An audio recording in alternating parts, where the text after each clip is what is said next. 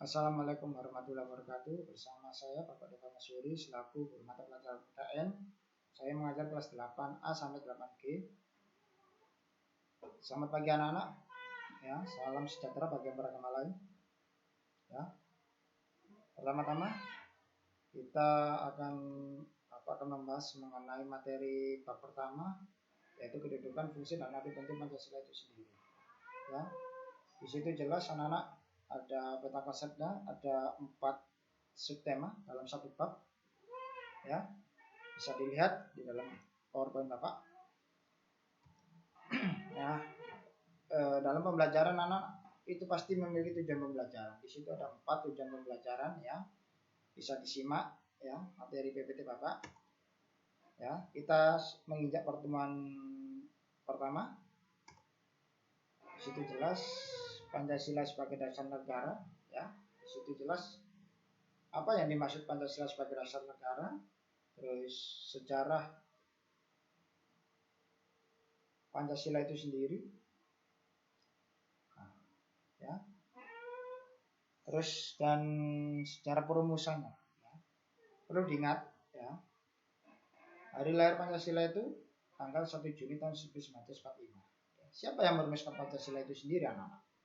3 tokoh, yaitu yang pertama Bapak Insinyur Soekarno, yang kedua Bapak Muhammad Yamin, yang ketiga Bapak Supomo. Ya. Nah, perumusan Pancasila sebagai dasar negara itu dirumuskan pada sidang BPK pertama dimulai 29 Mei sampai 1 Juli 1945. Ya.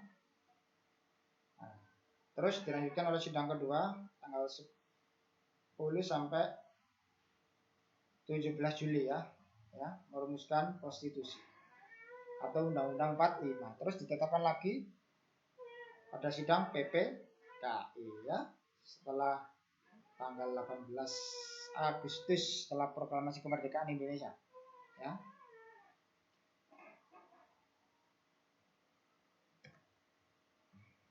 Nah, Pancasila sebagai dasar negara itu tertuang ya dalam alinea keempat pembukaan Undang-Undang 45. Di situ jelas, kalimatnya jelas, bisa dilihat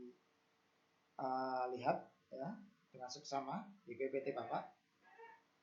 Ya. Terus penempatan Pancasila dalam pembukaan Undang-Undang 5 dilakukan tanggal 18 Agustus 1945 dalam sidang PPKI. Ya. Dan ditegaskan lagi dalam instruksi Presiden nomor 12 tahun 1968 ya. Jelas. Intinya harus diundangkan ya. Harus masuk lembaran arsip negara. Ya, semua peraturan perundang-undangan yang dibuat di suatu negara, apalagi negara Indonesia, harus masuk lembaran ya arsip negara supaya jelas sejarahnya ya dan bukti otentik. Selanjutnya ya, Pancasila sebagai pandangan hidup ya. Di situ jelas apa yang dimaksud pandangan hidup ya. Terus Pancasila sebagai pandangan hidup itu bagaimana? Nah, terus bagaimana bangsa Indonesia itu menjadikan Pancasila sebagai pandangan hidup? Ya, jelas di situ ya. Nah, Pancasila itu sendiri mempunyai beberapa fungsi ya. Di sini ada 5 fungsi. Jelas ya, menjadi alat dalam upaya mengatasi konflik ya, menjadi sumber motivasi ya, menjadi sumber semangat, menjadi suatu jawaban untuk perkembangan era globalisasi ya, menjadi sumber inspirasi bagi perjuangan bangsa Indonesia ya. Nah, yang ketiga, Pancasila sebagai kepribadian bangsa.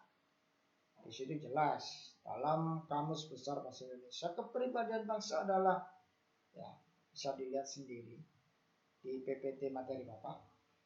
Terus Pancasila sebagai dasar negara merupakan jiwa dan kepribadian bangsa yang memberikan corak dan ciri khas yang membedakan bangsa Indonesia dengan bangsa lain. Ingat anak-anak, negara kita itu terdiri dari beraneka ragam suku, agama, ras, dan antar golongan. Ya, bayangkan, ya, beraneka ragam budaya, ya, tradisi, belum lagi banyaknya perbedaan pendapat, ya. Yang keempat, Pancasila sebagai perjanjian luhur rakyat. Ya, Pancasila sebagai perjanjian luhur rakyat dipandang sebagai suatu perjanjian disepakati bersama oleh seluruh rakyat Indonesia dan harus diamalkan serta dilestarikan. Jangan lupa, ya, jangan lupa. Yang kelima, Pancasila sebagai sumber dari segala sumber hukum yang tertinggi. Ya, maksudnya di sini, jadi hukum-hukum di bawahnya itu terinspirasi dari nilai-nilai yang ada dalam 5 sila Pancasila. Ya, inti dasarnya di situ. Baru ada di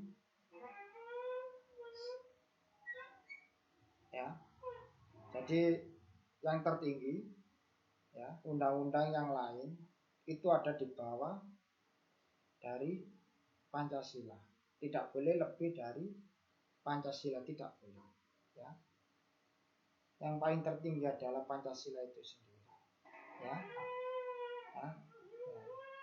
Setelah Pancasila, Undang-Undang 45, terus undang-undang, ya, undang-undang, ya, itu tata urutan hierarkinya, ya. Dan Pancasila itu sendiri, anak-anak, sebagai sumber hukum itu tercantum dalam pasal 2 Undang-Undang Nomor 12 Tahun 2011 tentang pembentukan peraturan perundang-undangan. Ya. Di situ kalimatnya berbunyi yang berisi tentang gini, anak-anak. Pancasila merupakan sumber segala sumber hukum negara. Itu isi bunyi dari pasal 2 Undang-Undang Nomor 12 Tahun 2011 tentang pembentukan peraturan perundang-undangan. Ya. Sumber dari segala sumber hukum negara. Berarti apa ya? Yang tertinggi, ya, tidak ada lagi yang tinggi, yang tertinggi. Ya, jadi undang-undang yang seperti kayak undang-undang KPK, undang-undang lain itu merujuk pada isi dari nilai-nilai 5 sila Pancasila, ya. Yang keenam, Pancasila sebagai ideologi nasional. Di situ jelas terdapat dalam Kamus Besar Bahasa Indonesia. Ya. Ideologi berarti adalah cara berpikir seseorang atau suatu golongan. Ya. Selanjutnya Pancasila sebagai ideologi nasional. Di situ jelas bisa dilihat materi PPT pada PPT Bapak. Ya, di situ berisi tentang sistem nilai yang ideal dicita-citakan dan diyakini kebenarannya untuk diwujudkan dalam kehidupan bermasyarakat, berbangsa, dan bernegara. Ya, sekian anak-anak penjelasan materi pembelajaran online, ya, oleh Bapak. Semoga apa yang Bapak sampaikan bermanfaat bagi anak-anak sekalian.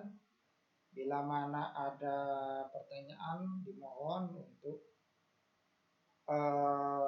menjapri Bapak lewat grup kelasnya masing-masing, ya, yang telah dibuat oleh ketua kelas kamu. Ya. Sekian dari materi dari Bapak, ya. Assalamualaikum warahmatullahi wabarakatuh.